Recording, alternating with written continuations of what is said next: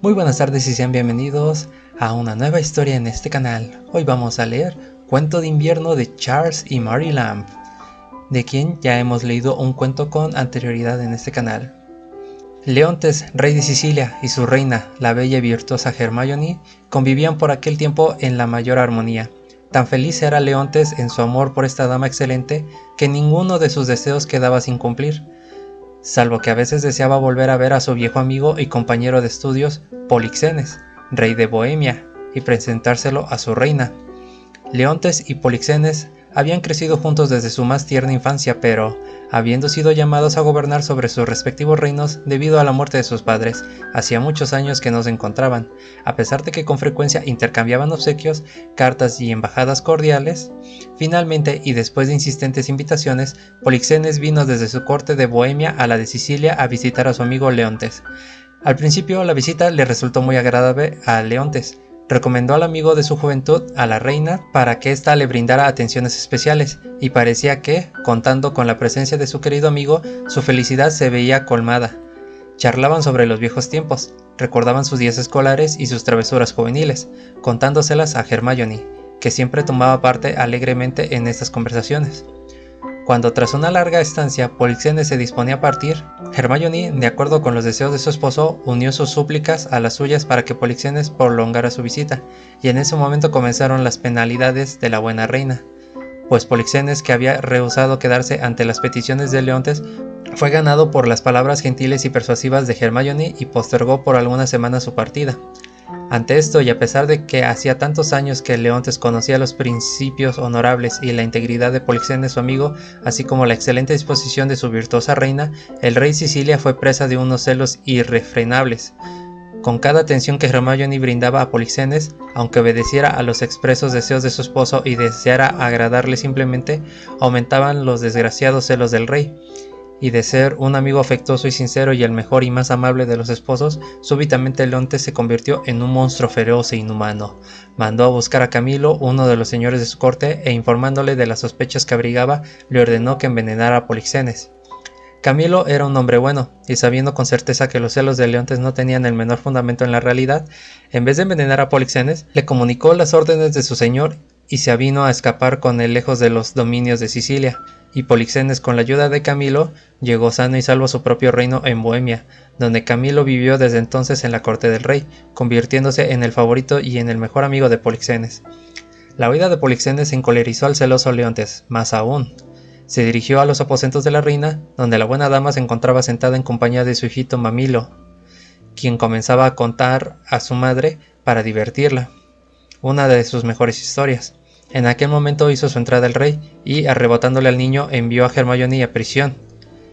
Mamilo, aunque era un niño de muy pocos años, amaba a su madre tiernamente, y al verla deshonrada, descubriendo que le había sido arrebatada para enviarla a prisión, lo tomó tan a pecho que lentamente comenzó a languidecer y a morirse de pena. Perdió el sueño y el apetito y se temía que el dolor acabaría con él. El rey, una vez encarcelada la reina, encomendó a dos señores sicilianos, Clemones y Dion, que fueran a Delfos a preguntar al oráculo del templo de Apolo si la reina le había sido infiel. Cuando llevaba algún tiempo en prisión, Hermione dio a luz a una niña y la pobre dama sintió un gran consuelo viendo a la hermosa criatura, a la que dijo: «Mi pobre y pequeña prisionera, yo soy tan inocente como tú». Hermione tenía una amiga bondadosa en la persona de Paulina, mujer de espíritu noble que estaba casada con Antígono, un señor siciliano, y cuando Paulina supo que su real señora estaba de parto, se dirigió a la prisión donde había sido confinada Hermione, y le dijo a Emilia, la dama que se ocupa de ella: «Te ruego, Emilia, que le digas a la buena reina que, si su majestad se atreve a confiarme a la niña, yo la llevaré ante el rey, su padre, quien sabe si, al ver esta inocente niña, su corazón llegaría a ablandarse». «Noble señora», replicó Emilia, «informaré a la reina de vuestro noble ofrecimiento. Hoy mismo expresaba sus deseos de que alguna persona amiga osara llevar a la niña ante el rey». «Y dile», dijo Paulina, «que hablara a Leontes abiertamente en su favor». «Recibid eternas bendiciones», dijo Emilia, «por vuestra bondad para con nuestra graciosa majestad». Emilia fue entonces en busca de Hermione, quien entregó el bebé al cuidado de Paulina con gran satisfacción, pues temía que nadie tendría el valor de llevar a la niña ante su padre. Paulina se hizo cargo de la recién nacida, consiguió a toda costa que el rey la recibiera, y sin tomar en consideración a su marido que, temeroso de la ira del rey, intentó detenerla. depositó al bebé a los pies de su padre, pronunciando un noble discurso en defensa de Hermione, en el que reprochó severamente al rey su falta de humanidad y le imploró que tuviera piedad de la niña y de su inocente esposa. Pero la brillante amonestación de Paulina solo agravó el rechazo de Leontes, quien ordenó a Antígono, su marido, que se la llevara de su vista. Cuando Paulina se retiró, dejó a la niña a los pies de su padre, pensando que al encontrarse a solas con ella, él le dirigiría la mirada y se apiadaría de la inocente desvalida. La bondadosa Paulina se había equivocado, pues no bien hubo salido, el despiadado padre le ordenó a Antígono, el esposo de Paulina, que cogiera a la niña y la llevara por mar para dejarla morir en alguna playa desierta. Antígono, al contrario que el buen Camilo, obedeció la orden de Leontes con demasiada fidelidad, pues se llevó inmediatamente a la niña a bordo de una nave y se hizo a la mar con la intención de abandonarla en la primera playa desierta que encontrara. El rey estaba tan absolutamente convencido de la culpabilidad de Hermione que no esperó el regreso de Clemones y Dion, a quienes había enviado a consultar al oráculo de Apolo, a Delfos, y antes de que la reina se hubiera recuperado de su alumbramiento y de la pérdida de su preciosa niña, la sometió a un juicio público ante todos los señores y nobles de su corte, y cuando todos los grandes señores y jueces y la nobleza del país se hallaban reunidos para juzgar a Hermione y la desgraciada reina se encontraba de pie como un prisionero para ser juzgada por sus súbditos, Clemones y Dion se presentaron ante la asamblea y entregaron al rey la respuesta del oráculo que venía sellada, y Leontes ordenó que se rompiera el sello y que las palabras del oráculo fueran leídas en alta voz, y estas fueron sus palabras. Hermione es inocente, Polixenes no tiene culpa alguna, Camilo es un súbdito fiel, Leontes es un tirano celoso y el rey se quedará sin heredero si aquel que está perdido no aparece. El rey no dio crédito a las palabras del oráculo, dijo que era falso y había sido inventado por los amigos de la reina y solicitó al juez que procediera a juzgar a la reina. Pero mientras Leontes hablaba, entró un hombre y le dijo que el príncipe Mamilo, que había oído que su madre podría ser sentenciada a muerte, abatido por la pena y la vergüenza, había muerto de repente. Hermione, al enterarse de la muerte de su querido niño, tan afectuoso que había perdido la vida por la tristeza que le causaba su infortunio, cayó desvanecida, y Leontes, con el corazón herido por las noticias, comenzó a sentir piedad por la desdichada reina y ordenó a Paulina y a sus damas de compañía que se la llevaran y velaran por su recuperación. Paulina regresó muy pronto, informando al rey que Hermione había muerto. Cuando Leontes supo que la reina había muerto, se arrepintió de su crueldad con ella, y entonces, convencido de que su maltrato había destrozado el corazón de Hermione, creía en su inocencia y también que las palabras del oráculo eran verdaderas, pues dedujo que él, si aquel que está perdido no aparece, se refería a su hija menor y que ya no tendría un heredero, habiendo muerto el joven príncipe Mamilo, y está dispuesto a renunciar a su reino con tal de recuperar a su hija. Leontes se sumió en los remordimientos y pasó muchos años de duelo, embargado de tristeza y arrepentimiento. El barco en que Antígono llevaba a la princesa fue desviado por una tormenta hasta la costa de Bohemia, el mismo reino del buen rey Polixenes. Allí desembarcó Antígono y allí abandonó a la niña. Antígono no regresó a Sicilia para contar a Leontes dónde había abandonado a su hija, porque cuando se dirigía hacia el barco salió un oso del bosque y lo despedazó, un castigo merecido por haber obedecido la despiadada orden de Leontes. La niña estaba vestida y enjollada ricamente, pues Hermione la había arreglado con esmero antes de enviarla ante Leontes, y Antígono había prendido un papel a su manto donde había escrito el nombre de Perdita y algunas palabras que sugerían su noble cuna y su suerte adversa. La pobre niña abandonada fue encontrada por un pastor. Se trataba de un hombre de buenos sentimientos que se llevó a Perdita a su casa y la entregó a los tiernos cuidados de su mujer.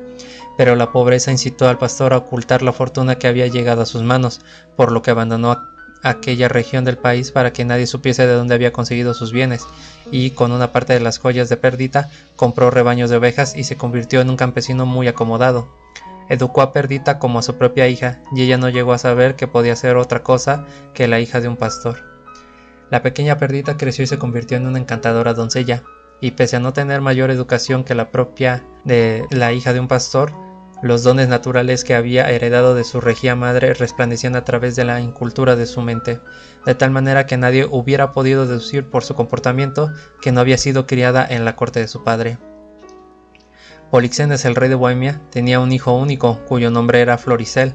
En cierta ocasión en que el joven príncipe cazaba cerca de la morada del pastor, vio a la supuesta hija del anciano, y la modestia, belleza y regio comportamiento de Perdita lo hicieron enamorarse de ella al instante. Pronto, bajo el nombre de Doricles y con un disfraz de gentilhombre, se convirtió en visitante asiduo de la residencia del anciano pastor.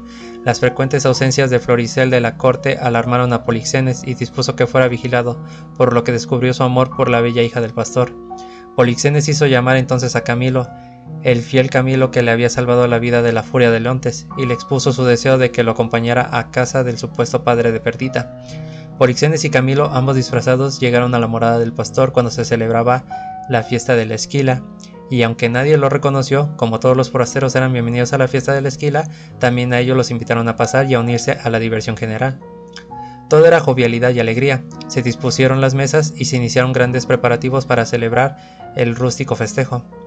En el prado, frente a la casa, bailaban algunos muchachos y muchachas, mientras otros jóvenes se dedicaban a comprar cintas, guantes y cosas por el estilo a un buhonero que había llamado a la puerta. Mientras tenía lugar tan animada escena, Floricel y Perdita se encontraban sentados en un rincón apartado y tranquilo, al parecer más interesados en conversar que deseosos de participar en los juegos y simples diversiones de los que lo rodeaban. El rey estaba disfrazado de tal guisa que era imposible que su hijo pudiera reconocerlo, y por ello se aproximó lo suficiente como para oír la conversación.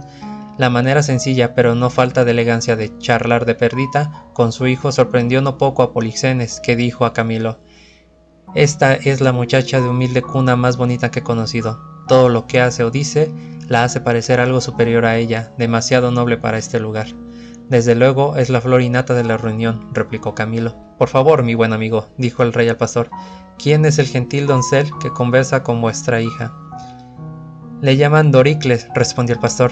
«Él dice que ama a mi hija, y la verdad es que sería difícil decir cuál de los dos ama al otro más profundamente. Si el joven Doricles la consigue, ella le ofrecerá lo que él ni siquiera se imagina». Con eso se refería al resto de las joyas de Perdita, pues tras haber adquirido algunos rebaños de ovejas con una parte de ellas, el pastor había guardado cuidadosamente el resto para su dote. Polixenes se dirigió entonces a su hijo. «Y bien, joven», le dijo, «tu corazón parece repleto de algo que te distrae de los festejos. Cuando yo era joven, acostumbraba a colmar a mi amada de regalos, pero tú has dejado que el buhonero se marche y no le has comprado a tu doncella ni un obsequio».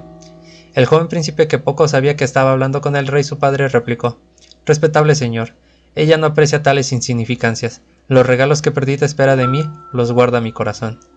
Y luego, volviéndose hacia Perdita, le dijo: «Oh, escúchame, Perdita, delante de este anciano señor que parece haber estado en su tiempo enamorado, él oirá lo que te prometo».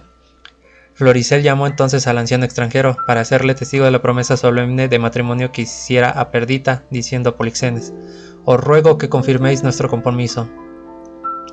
«Confirmad vuestro divorcio, joven señor», dijo el rey, descubriendo su identidad, y Polixenes le reprochó entonces a su hijo que se hubiera atrevido a comprometerse con una muchacha del pueblo, y llamó a Perdita Pastorzuela, callado de ovejas, y otros apelativos despectivos, amenazándola con que si alguna vez permitía a su hijo volver a verla, la condenaría a ella y también al viejo pastor su padre a una muerte terrible. El rey se marchó enseguida, iracundo, y ordenó a Camilo que lo siguiera en compañía del príncipe Floricel. Cuando el rey hubo partido, Perdita, cuya naturaleza regía, se había despertado ante los insultos de Polixenes, dijo: «Aunque estemos perdidos, no he tenido demasiado miedo, y una o dos veces estuve a punto de hablar y de decirle que el mismísimo sol que brillaba sobre su palacio no se esconde sobre nuestra choza, sino que alumbra de la misma manera». Y luego añadiendo tristemente: «Pero ahora he despertado del sueño, y ya no le seguiré abrigando. Dejadme, señor, iré a ordeñar mis ovejas y a llorar». El bondadoso Camilo había quedado encantado con el ánimo y la decorosa conducta de Perdita, y comprendiendo que el joven príncipe estaba demasiado enamorado como para renunciar a su dama por orden de su padre, pensó en una manera de reconciliar a los enamorados, ejecutando al mismo tiempo un plan que acariciaba en la mente. Hacía mucho tiempo que Camilo sabía que Leontes, el rey de Sicilia, se había convertido en un sincero penitente, y aunque Camilo era el amigo que gozaba del favor del rey de Polixenes, no podía evitar el deseo de volver a ver a su tierra natal y a su antiguo rey y señor, así que propuso a Floricel y Perdita que los acompañaría a la corte de Sicilia, donde podría conseguir la protección de Leontes para ellos, hasta que, mediante sus buenos oficios, pudiera conseguir que Polixenes los perdonara y consintiera su matrimonio. Ellos accedieron a esta oferta con grandes muestras de alegría, y Camilo, que se hizo cargo de todos los preparativos, permitió que el anciano pastor los acompañara.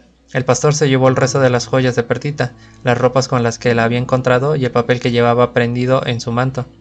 Tras un feliz viaje, Floricel y Perdita y Camilo y el viejo pastor llegaron sanos y salvos a la corte de Leontes.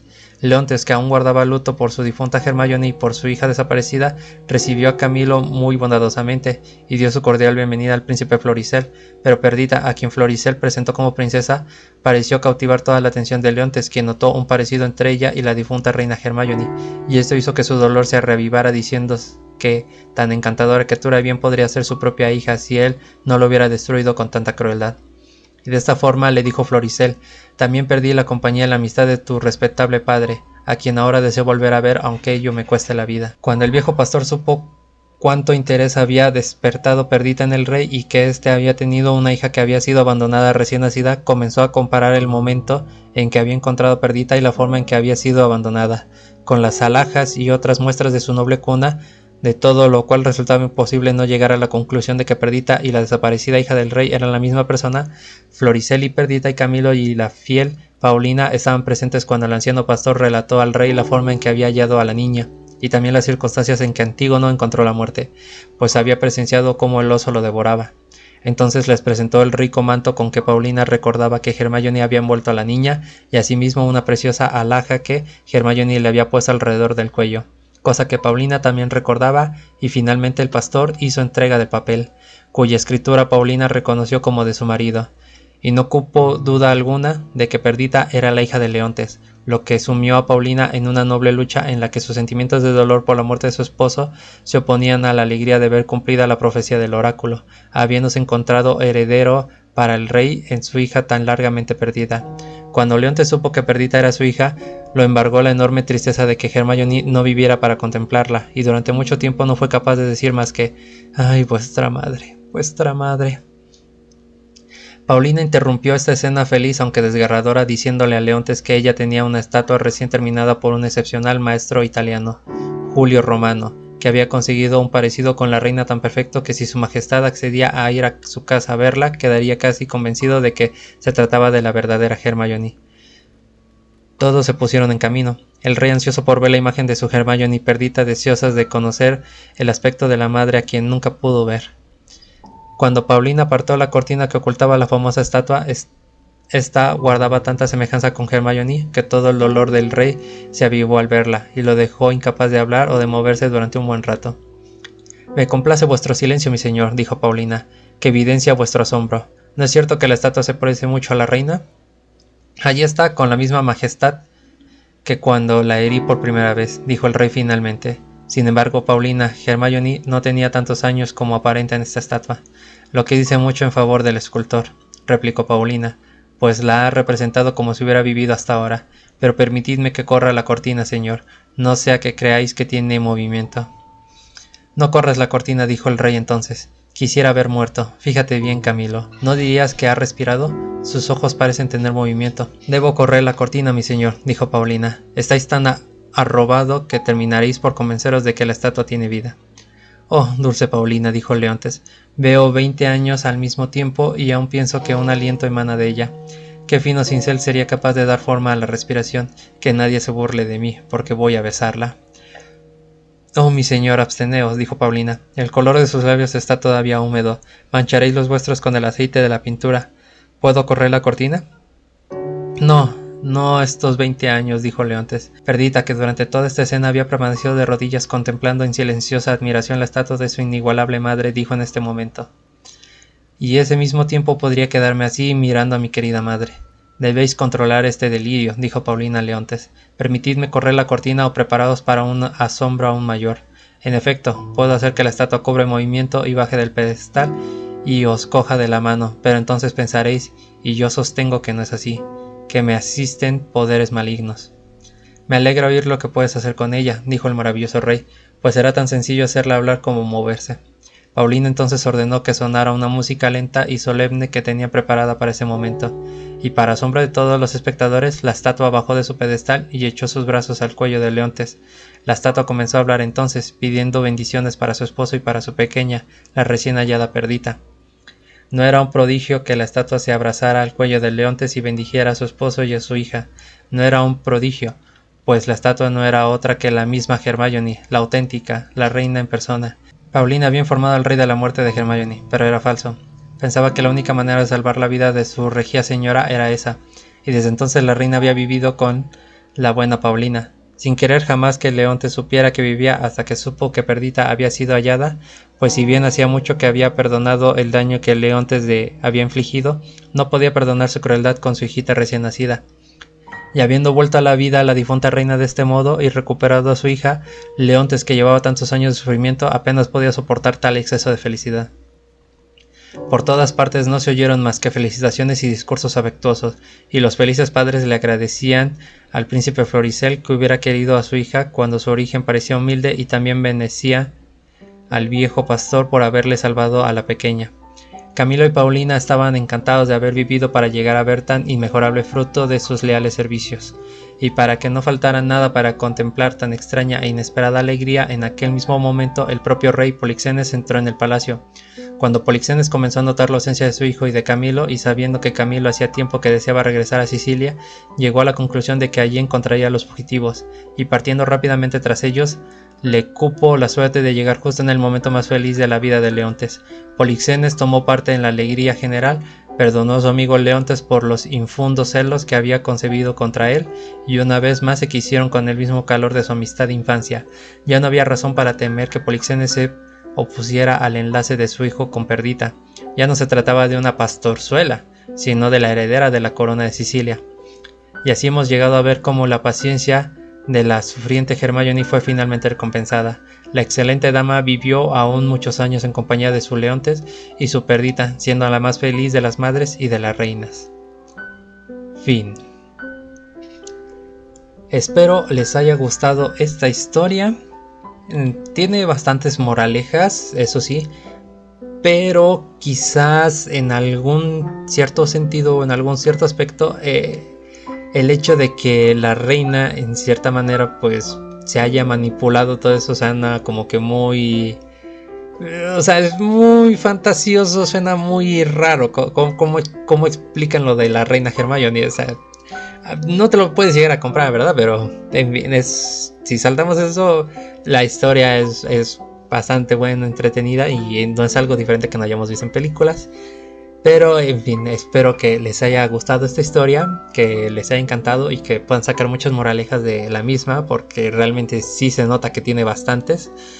Pero bueno, espero les haya gustado mucho y nos veremos en la próxima historia aquí en este canal. Muchísimas gracias a todos, un fuerte abrazo y hasta la próxima.